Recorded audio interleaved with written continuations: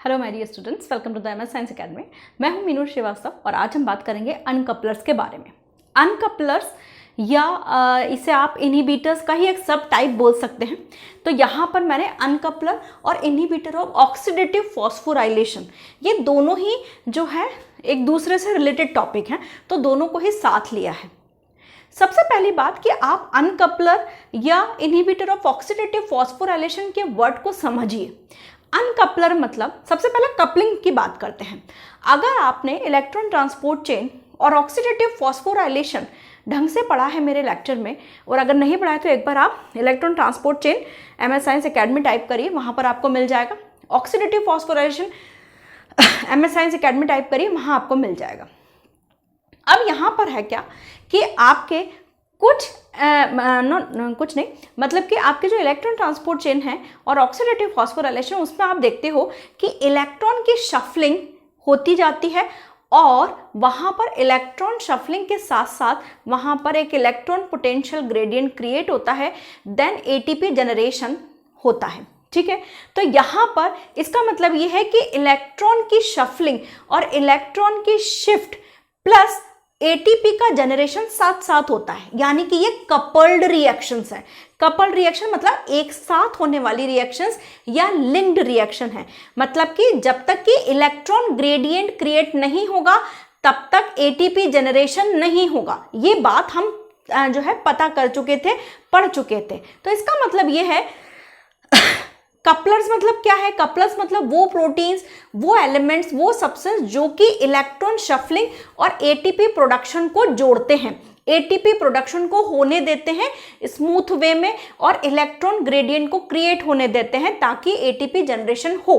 ठीक है, तो ये हो गया आपका कपलर। ठीक है, लेकिन जो ये नहीं होने देते या इलेक्ट्रॉन शफलिंग या ये ऑक्सीडेटिव फॉस्फोराइलेशन यानी कि ATP प्रोडक्शन में इंटरप्शन प्रोड्यूस करते हैं, वो होते हैं अनकपलर्स। अनकपलर मतलब कि इलेक्ट्रॉन की शफलिंग और ATP सिंथेसिस जो साथ साथ हो रहे हैं उसको बीच में कहीं ना कहीं ये बाधित करते हैं या टर्मिनेट करते हैं या इंटरप्ट करते हैं। ठीक है, तो वो अनकपलर्स होते हैं। समझ में आ गई बात? तो कपलर्स वो प्रोटीन होते हैं जो कि आपके रिएक्शंस को, जो कि आपके electron shuffling plus oxidative phosphorylation के रिएक्शंस को होने देते हैं, दे आर द कपलर्स। और अनकपलर क्या है?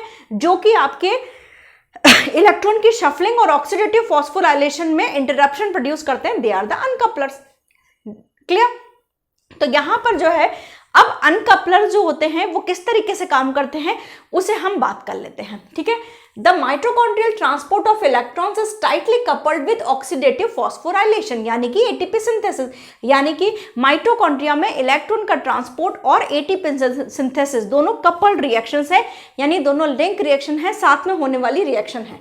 It means oxidation and phosphorylation proceed simultaneously. Oxidation मतलब कि लॉस ऑफ इलेक्ट्रॉन, ये हम पढ़ चुके हैं, अभी लास्ट लेक्चर में मैंने पढ़ाया था आपको।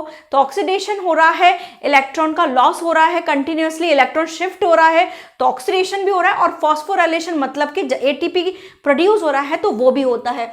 तो it means the oxidation and the phosphorylation produce simultaneously, मतलब एक के साथ एक। There are certain compounds then can uncouple. There are certain compounds then can uncouple the electron. They can आएगा बेटा इसमें, ये शायद मैंने लिखने में, they can uncouple और delink the electron transport from the oxidative phosphorylation। ठीक है, तो इसमें कुछ ऐसे कंपाउंड्स हैं, कुछ ऐसे एलिमेंट्स हैं जो कि इन रिएक्शंस को क्या करते हैं, अनकपल कर देते हैं। किस किस रिएक्शन को? दो रिएक्शंस हो रही हैं, इलेक्ट्रॉन की शफलिंग और ATP प्रोडक्शन, तो दोनों ही रिएक्शन एक साथ जुड़ी हुई हैं, लेकिन अनकपलर्स जो होते हैं वो इन दोनों रिएक्शंस को डीलिंक कर देते हैं, इंटरप्ट कर देते हैं। ठीक है, such compounds known as uncoupler. इसी तरीके के कंपाउंड्स को क्या कहते हैं? Uncouplers. They allow the oxidation of substrate without ATP formation. अब हमने देखा था इलेक्ट्रॉन ट्रांसपोर्ट चेन में इलेक्ट्रॉन शफल हो रहा है, तो एक कंपाउंड ने इलेक्ट्रॉन लॉस किया, फिर दूसरे को दिया, दूसरे ने लॉस किया, फिर तीसरे को दिया, यही चल रहा था।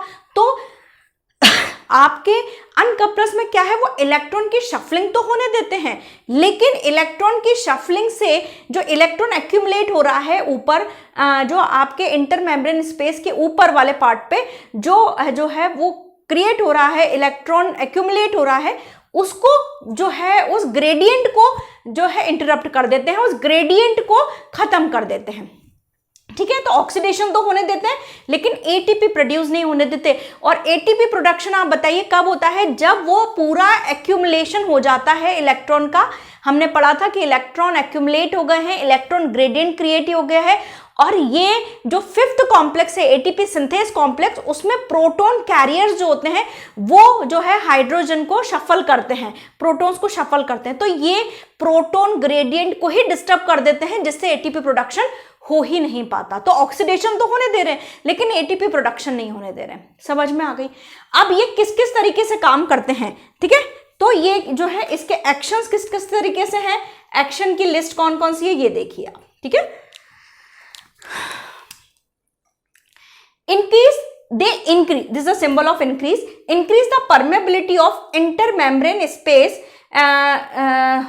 inner membrane, sorry not intermembrane, it's inner membrane space to proton। Actually होता क्या है, याद करिए आपके, ये मैं पेन दूसरा ले लेती हूँ, ये जो आपका यहां बनाती हूं मैं, कि जो आपका इनर मेम्ब्रेन था, इनर मेम्ब्रेन का ऊपर वाला सरफेस जो था वहां पर प्रोटॉन्स क्रिएट हो रहे हैं, और वो प्रोटॉन्स जो हैं ये क्या करते हैं कि इनर मेम्ब्रेन चूंकि प्रोटॉन्स के लिए इनपरमेबल होता है, लेकिन ये कुछ ऐसे प्रोटॉन्स ये कुछ ऐसे प्रोटीन्स होते हैं जो कि प्रोटॉन्स को अंदर वापस से खींच लाते हैं, मैट्रिक्स के अंदर धकेल लाते हैं। ठीक है, तो इस वजह से क्या हो जाता है कि आपकी इनर माइटोकॉन्ड्रियल मेम्ब्रेन जो है प्रोटॉन के लिए परमेबल हो जाती है। इसके अलावा they are lipid soluble. Generally किस तरीके से होते हैं, ये लिपिड सॉल्युबल होते हैं। और मैंने आपको बताया था कि मेम्ब्रेन का नेचर कैसा होता है, लाइपोफिलिक नेचर होता है।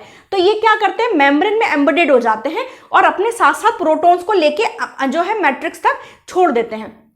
दे are lipid soluble, these agent bind with the hydrogen ion means protons and transport across the membrane. तो ये क्या करते हैं बेटा, ये करते हैं कि ये जो मेम्ब्रेन है, इनर मेम्ब्रेन जो है, इनर मेम्ब्रेन के अंदर एम्बेडेड हो जाएंगे और प्रोटॉन को अंदर की तरफ धकेलते जाएंगे। ठीक है, और मैट्रिक्स में लाके उसको पटक देंगे। ठीक है, तो ये पूरा ग्रेडियंट ही डिस्टर्ब कर देते हैं। ठीक, so they stop the generation of proton gradient, so it will stop the synthesis of ATP by oxidative phosphorylation. ठीक है, तो ये चीज समझिए आप इस चीज को बहुत अच्छे से समझ लीजिए कि प्रोटॉन का ऊपर एक्यूमुलेट होना बहुत जरूरी है, तभी जाके वो फिफ्थ कॉम्प्लेक्स पे आएंगे, और फिफ्थ कॉम्प्लेक्स पे जब वो प्रोटॉन कैरियर से बाहर की तरफ वापस से मैट्रिक्स में धकेले जाएंगे तब जाके एटीपी बनेगा। लेकिन प्रोटॉन ही नहीं होंगे तो बनेगा कैसे एटीपी? समझ में आ रहा है? तो अनकपलर्स जो होते हैं वो कहीं ना कहीं आपके एटीपी सिंथेसिस को प्रोड्यूस होने से रोक रहे हैं। ठीक है, इसीलिए यहां पर अनकपलर्स को इनहिबिटर्स ऑफ ऑक्सीडेटिव फॉस्फोराइलेशन की कैटेगरी में भी डाला जाता है।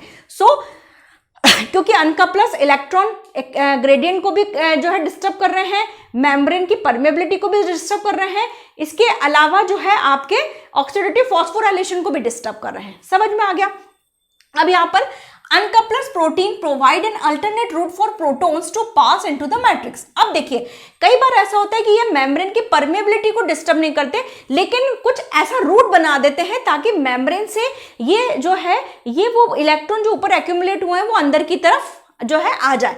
ठीक है, थ्रू द मेम्ब्रेन। ठीक है, तो एक अल्टरनेटिव रूट ये बना दें तो मेम्ब्रेन से जो है अंदर की तरफ मैट्रिक्स जो है, मैट्रिक्स में प्रोटॉन्स आ जाते हैं और बाहर की तरफ जो ग्रेडियंट है वो डिस्टर्ब हो जाता है पूरी तरीके से। ठीक है, as the uncoupler stop the synthesis of ATP by oxidative phosphorylation. अब क्या हुआ है कि अब एटीपी बनेगा ही नहीं, क्योंकि प्रोटॉन ग्रेडियंट ही नहीं क्रिएट हुआ है, तो एटीपी प्रोडक्शन भी डिस्टर्ब हुआ है। इसीलिए हम इसको बोलते हैं कि ये ऑक्सीडेटिव फॉस्फोराइलेशन को भी जो है डिस्टर्ब कर देते हैं। समझ में आ गया? Rather the energy derived from the electron transport is released as heat। अब देखिए यहाँ पे क्या होता है कि इलेक्ट्रॉन शफलिंग तो हो रही है, इलेक्ट्रॉन शफलिंग तो हो रही है। याद करिए, इलेक्ट्रॉन ट्रांसपोर्ट चेन में मैंने आपको बताया था कि कॉम्प्लेक्स 1 में जब इलेक्ट्रॉन शफलिंग होती है तो करीबन 12 किलो कैलोरीज जनरेट होती है। जो आपका थर्ड कॉम्प्लेक्स है उसमें करीबन जो है 10 किलो कैलोरीज के आसपास जनरेट होती है। तो ये हीट तो जनरेट हो रही है, यानी इतनी एनर्जी तो जनरेट हो रही है, लेकिन इस एनर्जी को क्या होता है कि इस एनर्जी को इलेक्ट्रॉन धकेलने में यूज किया जा रहा है। इस वजह से, लेकिन अब इलेक्ट्रॉन की शफलिंग ही गड़बड़ा गई है, तो क्या होता है कि ये जो एनर्जी है ये हीट की फॉर्म में निकलने लगती है। ठीक है, तो जो एनर्जी जो डिराइव हो रही है इलेक्ट्रॉन ट्रांसपोर्ट से वो हीट की फॉर्म में निकलने लग गई है, और इस तरीके की हीट जनरेशन को अपन बोलते हैं नॉन शिवरिंग थर्मोजेनेसिस। इसको ध्यान रखिएगा, it is known as the non shivering thermogenesis, मतलब हीट प्रोड्यूस हो रही है आपकी बॉडी में लेकिन आपको शिवरिंग नहीं लग रही है। लेकिन हमारी बॉडी इसको भी यूटिलाइज करती है, हमारी बॉडी इसके लिए भी तैयार रहती है, जनरल कंडीशन में नहीं। इसके लिए हमारी जो न्यू बॉर्न बेबीज हैं उनकी बॉडी में ब्राउन फैट होता है, ब्राउन एडिपोज टिश्यू होता है, वहां पर ये अनकपलिंग रिएक्शंस खास तौर से प्रोड्यूस होती है ताकि बच्चे में ओवर हीट प्रोड्यूस हो, क्योंकि बच्चा है ठंड से अपने आप को रख नहीं सकता, सेफ नहीं कर सकता, तो वहां पर जो है अनकपलर्स का खास तौर से रोल होता है उसके ब्राउन एडिपोज टिश्यू में।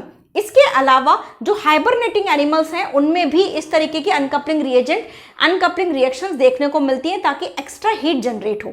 ठीक है, तो देखिए it is an vital in many biological situation, for example uncoupling occur naturally in brown tissue, brown adipose tissue that is thermogenic. अब इसके लिए भी कुछ जो जिस पर्टिकुलर ऐसे एलिमेंट्स होते हैं, ऐसे प्रोटीन होते हैं जो कि इन ब्राउन एडिपोज टिश्यू में मिलते हैं, जैसे थर्मोजेनिन जो होता है found in the brown adipose tissue में मिलता है, जैसे न्यूबॉर्न बेबीज। इसके अलावा हाइबरनेटिंग एनिमल्स में भी मिलता है।